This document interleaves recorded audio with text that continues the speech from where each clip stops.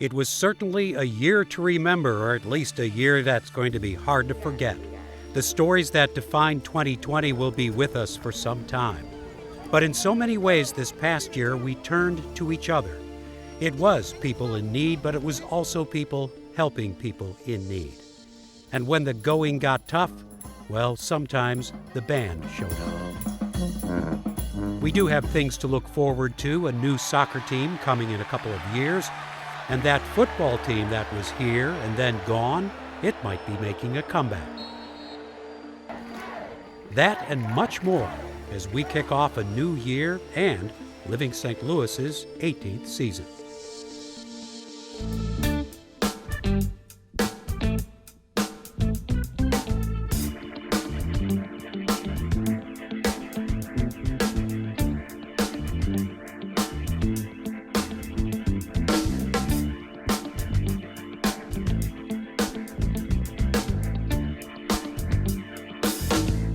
I'm Jim Kircher, and I thought I would kick off the new year back on my front porch because a lot of us spent much of 2020 at home, more than usual, more than planned.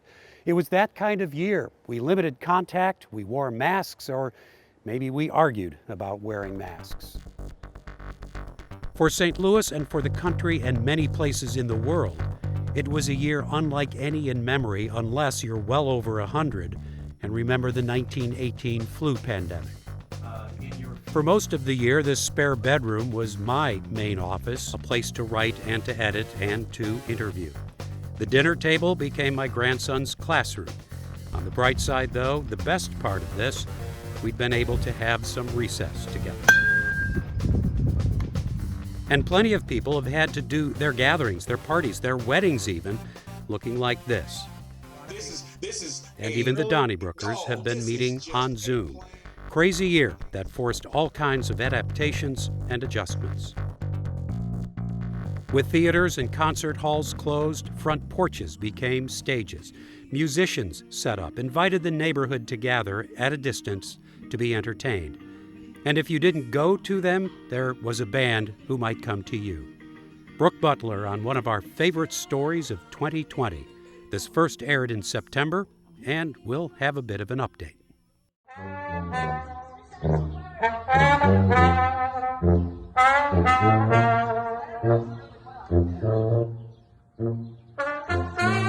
This video was recorded back in late March, right at the height of the pandemic.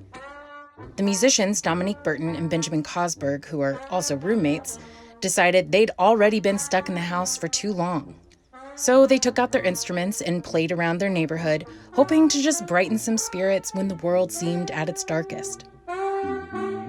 And it did exactly that. The video went viral overnight and now has over 2.6 million views on Twitter. Flash forward to today, what started as a spontaneous duet around the block has progressed into one of St. Louis's favorite pandemic pick-me-ups, the Red and Black Brass Band.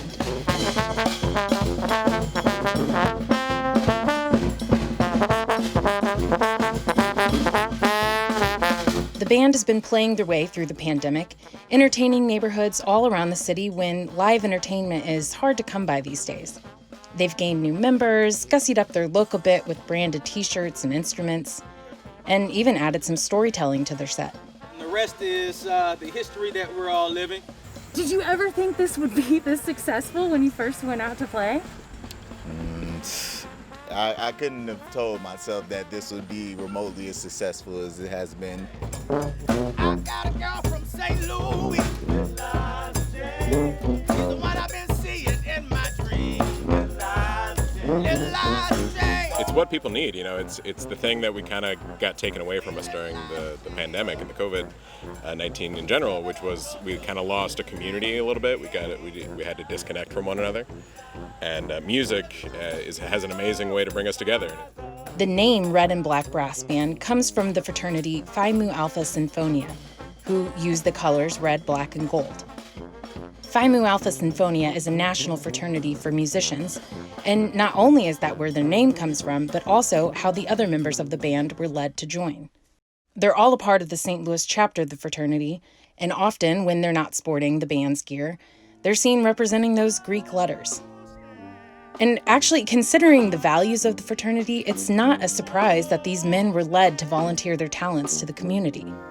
A quote from the Phi Mu Alpha Sinfonia mission reads, "We uphold music, not for the sake of music itself, but to uplift our fellow man."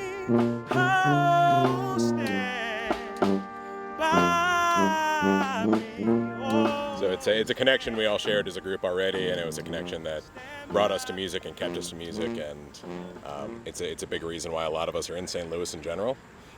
So it was kind of our way of giving a little bit of tribute to it, but it was also kind of a way of connecting with each other too, because it was something we already kind of had together. Roll, roll, roll. Why don't roll, roll, roll? Roll, roll, roll. Why don't roll, roll, roll? Roll, roll, roll. Why don't roll, roll, roll? Everyone in the group's been sacrificing and giving as much of their time to it as they can, because people do have day jobs. People are trying to still make some money. People are still trying to survive through COVID, take care of their families. For the most part, we work well with each other with schedules. So, we may not always be there all the time, but where one of us isn't there, we can always fill in with our sound. It's amazing how we do it. Volunteering their time and talents, these guys obviously have a lot of love for the community. And the community gives the love right back.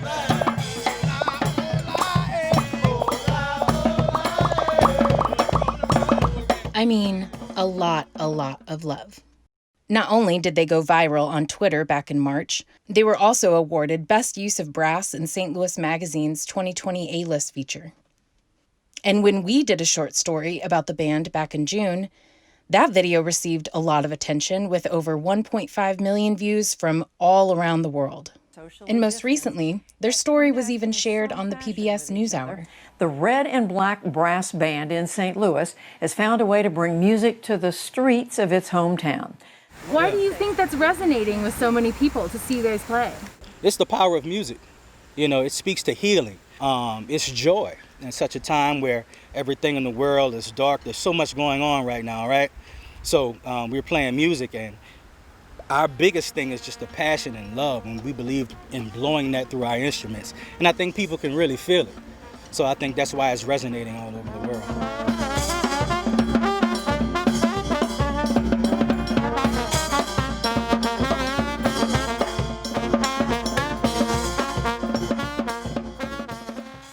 Having picked up a lot of steam throughout the year with their pop-up performances and countless requests to play at events, things are now cooling down a bit for the band. Literally with the cooler weather, making outdoor performances less desirable, and conditions not yet being safe enough for indoor venues. But this gives the guys a chance to reflect on some of the more memorable gigs and time to plan for the spring. It's funny because I think for an individual to see you guys play, that they'll never forget that. The excitement, has it gone, or is it just as exciting for you guys every time you play? I guess I'll start. It's always exciting for me. I will continuously always go out there with a smile on my face. Even everybody has their days, and it is kind of hard to.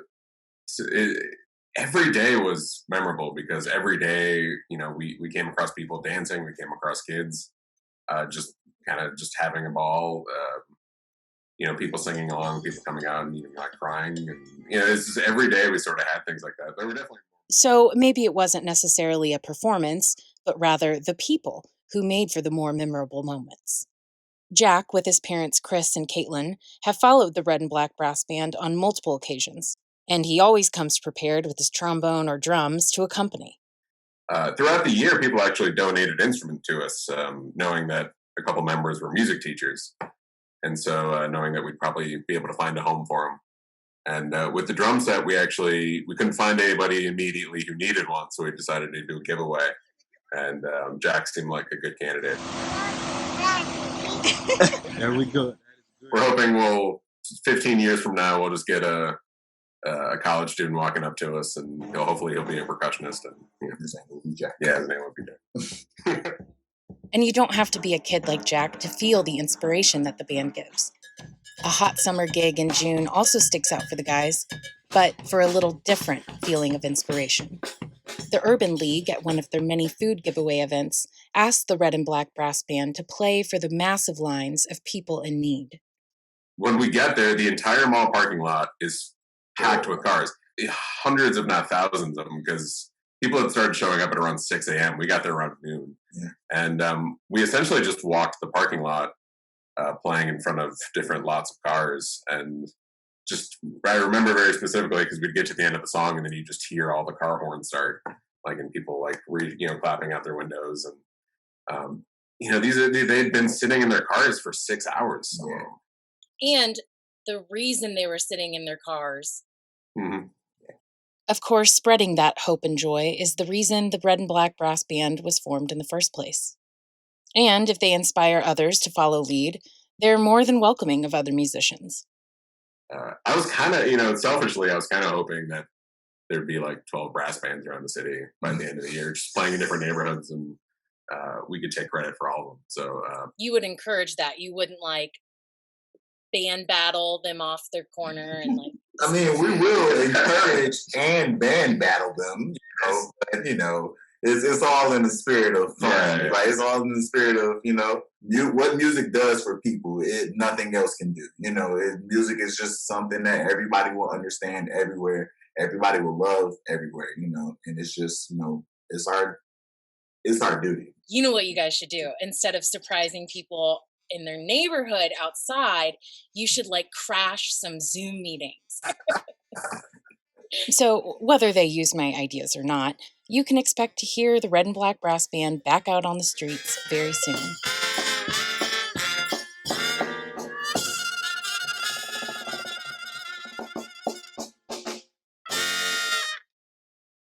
This pandemic has been unpredictable and unrelenting, and we've spent a lot of time rearranging our normal routines. We've also spent a lot of time maybe waiting in lines to get a COVID-19 test, and soon to get a shot with one of the new vaccines. And you might remember that there was this election back in November, and standing in line with proper distancing to vote. But others have spent hours waiting in line for food in numerous food distribution programs. People and organizations gave money and time to make this happen. There are always people in need of food, but it's never been like this. And while it might not be quite a silver lining, the Urban League's James Clark did see something important happening. Well, I think that the most positive thing that it has exposed is the willingness for St. Louis to come together. So these are the worst of times, but they're also the best of times, where we see St. Louis coming together, and we need this same momentum as we look towards planning for the aftermath. What can we do differently? How can we make St. Louis better? And how can we take a very serious approach to getting resources to families? We have to have a new paradigm.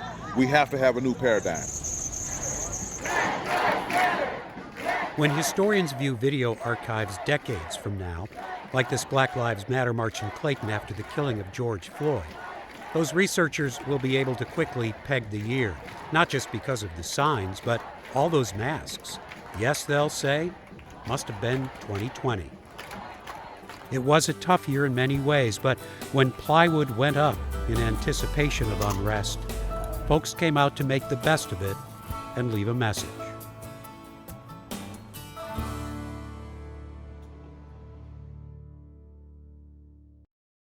This pandemic can't be over soon enough. It has been deadly, it has been disruptive, but it's not like everything has come to a halt. We have seen things moving forward, and they will continue to move forward in this new year. The NGA, the National Geospatial Intelligence Agency's massive campus on the north side, under construction but years away from being ready. Opening later this year, the new City Foundry development on Forest Park Parkway between Vandeventer and Grand. Continuing development along the parkway that includes IKEA and Cortex. It will have business, retail, restaurant, and a Phase 2 plan that includes residential. Construction continues on the new Major League Soccer Stadium on Market Street, just west of Union Station. The owners this past year did announce the new team name, without, of course, a live audience. We are St. Louis City SC. But the opening season has been delayed until 2023. And for a while last year, St. Louis had American football back. A year ago, the XFL Battlehawks got off to a great start in a city that was starved for professional football. But even as Anne Marie Berger was putting the finishing touches on her story, this was in pre-mask 2020, everything changed, and it's changing again. But let's begin with that story from early spring.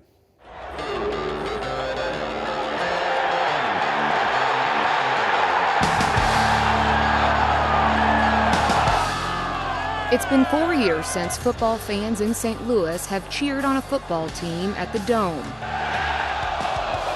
But by the crowds, the noise, and the fanatics, you wouldn't know this was the first home game of the very first season for the St. Louis Battlehawks, one of 8 brand new XFL teams.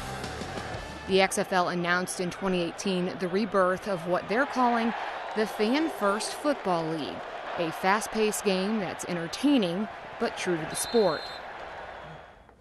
Got some big news coming up. St. Louis native Kurt Huntsecker is the president of the St. Louis Battlehawks. From day one, even before the name Battlehawks and the brand was born, we knew that we had something special here because we were going to build the first homegrown pro football team. The previous 2 teams came from somewhere else. And here in St. Louis, we all know being St. Louis born and raised means a lot. St. Louis fans were on board early. It just feels great. I mean, you look around here, the atmosphere is insane. This is a football city. We love it, and we're so excited. High television ratings and a sold-out first home game proved St. Louis was ready for some football. St. Louis was the only city selected for the XFL that doesn't share the market with an NFL team. It certainly helps, and I think at the beginning it certainly could have hurt just because of the history of pro football in St. Louis. But by stating right out of the gate that we were homegrown, it allowed us to be very present in future and very positive as we engage the community. And no one seems to mind that the Battlehawks are taking over the Rams' turf, and I mean all of it. Not only are they playing at the Dome, they practice at the former Rams Park. Yeah, I grew up 15 minutes from where we're sitting today. Just like the Battlehawks, the team's starting center, Brian Folkerts, is also St. Louis born and raised. He's a former Hazelwood Central Hawk and coincidentally, a former St. Louis Ram. So, we're just a supplemental league for super fans of football that, once the Super Bowl's over and they get left with a void in their life, and that's where we come in. We're a bunch of guys, college all-stars or former NFL players that we're all just playing for the love of the game, and we just can't seem to give it up. You just can't quit. Yep. Now, the previous iteration of the XFL from 1999 to 2001 combined extreme elements of professional wrestling with football. It wasn't successful. And while WWE CEO Vince McMahon still owns the league, Huntsecker is clear. XFL 2020 is very different.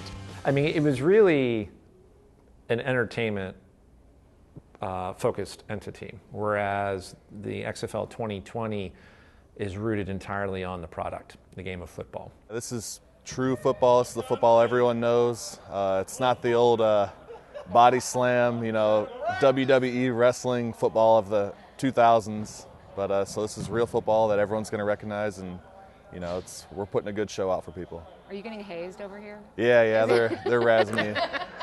The clear delineation between the two XFLs came when the rule enhancements were unveiled. You saw that it was going to be fast-paced. You saw it was all about player safety, and that is when it really started changing the narrative for people where, and it's also a generation later of this is new for a lot of people, but it also kind of, hey, the past is the past, this is all about the future, this is all about people who love football. And clearly this city loves football. The home opener on February 23rd brought over 28,000 football fans together, filling the lower bowl of the Dome, selling out the first game in the XFL. There's a sense of, we've been doing this for decades, walking around the tailgates the first two home games, that it's our first and second home game, and yet friends who have tailgated for years are coming back together, whether it's from the last team or when I was a kid, the football Cardinals were here. There's about 40 of our friends who are in the same section. Yeah, we're all the Mafia, yeah. That is awesome. And I'm the Godfather. And you're We're here to support the community and support the team. That love of football has always been in St. Louis, and we're really just kind of tapping into that. A regular XFL season runs 10 weeks, filling the gap between the Super Bowl and the start of the NFL season. But like all sports, on every level, their season was canceled due to the COVID-19 outbreak. Hunt Secker tweeted, "St. Louis, you made the start of this season the most fun I've ever had professionally, and we're just getting started. Stay safe, and remember that I love you all." And no doubt St. Louis will be waiting, ready to cheer on the 2021 Battlehawks. St. Louis waited a long time for football, and now we need it more than ever. But there will be no 2021 XFL season. A few months after that story, the XFL was bankrupt. But then, in steps Dwayne Johnson, a.k.a. The Rock, wrestler turned movie star, buying and reviving the league. Details to follow. For all things sports, we go to Frank Viverito, president of the St. Louis Sports Commission. XFL, Frank, it was there, then it was canceled, then it was out of business. Now there's talk that it's coming back. Yeah. So The Rock now has purchased the league, and all of the franchises are owned by the league, and so they pretty much would be rebuilding. Again, my guess would be to keep what worked and to try to make it better when the league comes back in 2022. The St. Louis franchise was the top one in the league, so my guess is that we'll certainly be in line for a look, in 22. So the Sports Commission, your business, you guys bring in a lot of amateur tournaments, NCAA, Olympic trials. We lost 13 of our 15 events in this calendar year. But on the plus side of it, you are booking events long into the future. And so we always take an elongated view of our success and overall sports activity in the region. And we have great corporate membership and partnerships. But you're exactly right. As we look into the upcoming year, we have events like the Missouri Valley Conference basketball tournament. We have the NCAA Wrestling Championships scheduled for St. Louis in March for the 9th time in the past 21 years. We have a number of national championships in gymnastics and the United States Olympic Gymnastics trials coming up in St. Louis in June before the Olympic Games in Tokyo in July.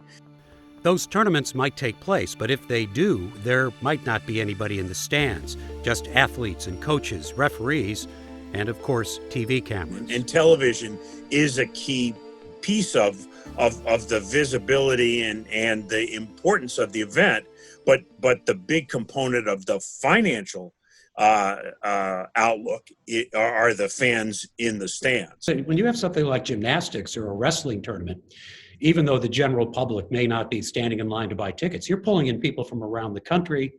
They're staying in the hotels, they're eating in the restaurants, they're seeing how great St. Louis is, they're going to the Arch, all of that. They're not doing that. No, they're not doing that. And I think we have to keep in mind that St. Louis is not the only city who's facing this. So it's not like you're at any greater disadvantage than the other cities who vie for these sorts of things.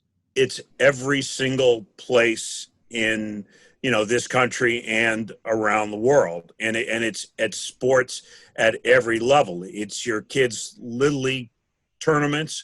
It's our national championships.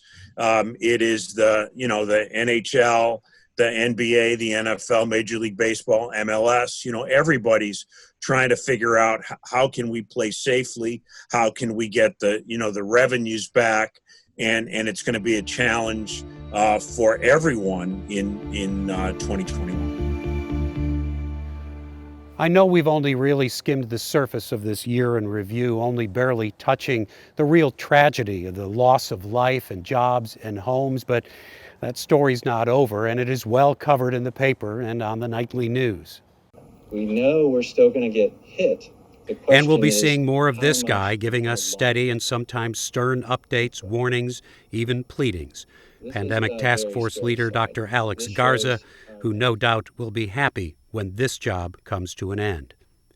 Another person looking forward to retirement is St. Louis's first woman mayor, Lyda Krewson. She was sworn in almost 4 years ago in the City Hall Rotunda and was expected to battle for a second term. But nope, as she turned 68, she unexpectedly announced that this was a good time to let somebody else take the job. So help me God. The other mayor who got a lot of attention was Ella Jones. She was elected the first black mayor of Ferguson, Missouri, and that got national news coverage.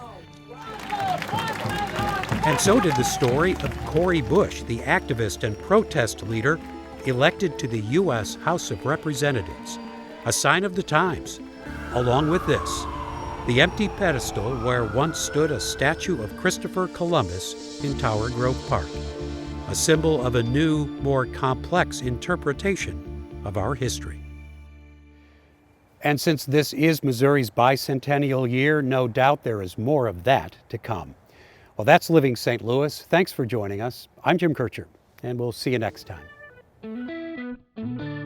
Living St. Louis is made possible by the support of the Mary Rankin Jordan and Eddie A. Jordan Charitable Foundation and by the members of 9 Network.